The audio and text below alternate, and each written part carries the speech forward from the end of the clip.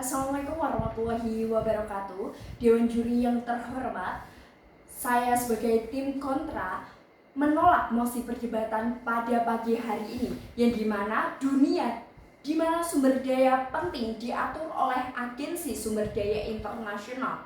Hal ini justru mempertahankan kedaulatan negara, efisiensi lokal, dan keadilan akses. Agensi pusat internasional beresiko menjadi birokratis dan tidak peduli terhadap kebutuhan lokal suatu negara dan rentannya terhadap manipulasi politik negara-negara yang lebih maju. Oleh karena itu, saya mengusung 4 poin utama, yang dimana yang pertama yaitu permasalahan akuntabilitas, yang kedua keamanan dan ekonomi nasional, yang ketiga ketidakadilan dan eksploitasi baru, yang terakhir pelanggaran kedaulatan negara. Yang dimana yang pertama permasalahan akuntabilitas, jika terjadi kegagalan pengelolaan atau kerusakan lingkungan, inilah sangat sulit untuk meminta pertanggungjawaban dari agensi internasional. Tidak seperti pemerintah domestik yang bisa dimintai pertanggungjawaban melalui pemilu ataupun melalui hukum nasional yang ada di suatu negara tersebut. Kemudian yang kedua, keamanan dan ekonomi nasional, yang dimana ketidakamanan pangan ataupun energi apabila suatu negara memiliki sumber daya yang diatur internasional untuk bertujuan ekspor internasional tersebut, kebutuhan domestik dapat terabaikan.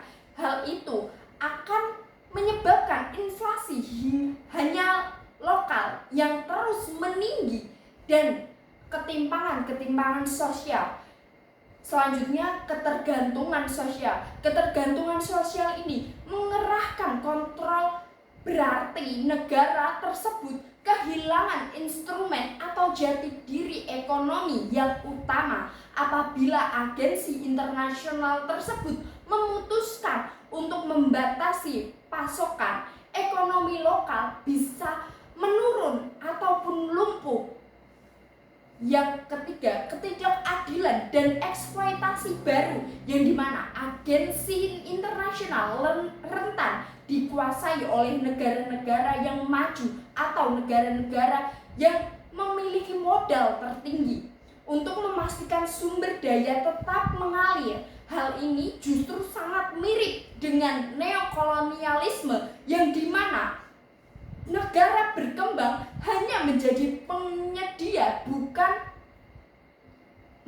Dewan juri yang terhormat, negara hanya berkembang untuk menjadi penyedia bahan pangan saja. Lalu bagaimana negara akan berkembang jika terus-menerus menjadi sumber bahan mentah saja? Kemudian ada pula korupsi dan konflik, yang dimana pengelolaan terpusat dari luar. Justru ini beresiko untuk memicu adanya korupsi baru dan korupsi yang meningkat, serta konflik-konflik sosial yang akan terus bermunculan, yang dimana pastinya hasil kekayaan sumber daya alam yang sudah dimiliki suatu negara tidak hanya dinikmati rakyat setempat saja, tetapi pasti akan ada tikus-tikus berdasi yang akan meningkatkan angka korupsi. Dan justru hal ini bukan menjadi alternatif, tetapi mengubah sumber daya alam menjadi suatu kutukan.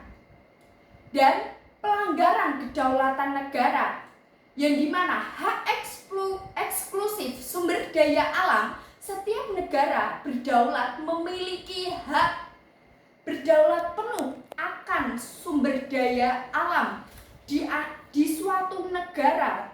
Sesuai konstitusi pada pasal, contohnya di suatu negara di Indonesia saja, pada pasal 33 Undang-Undang Dasar 1945 yang menyatakan bahwa penyerahan pengelolaan agensi internasional adalah bentuk neokolonialisme ekonomi di di Indonesia. Negara tersebut yang akan lebih mengetahui dan memahami bagaimana sih kebutuhan pada masyarakat tersebut di suatu negara, skala prioritas dan kondisi demokrasi warganya dibandingkan lembaga internasional yang sangat birokratis.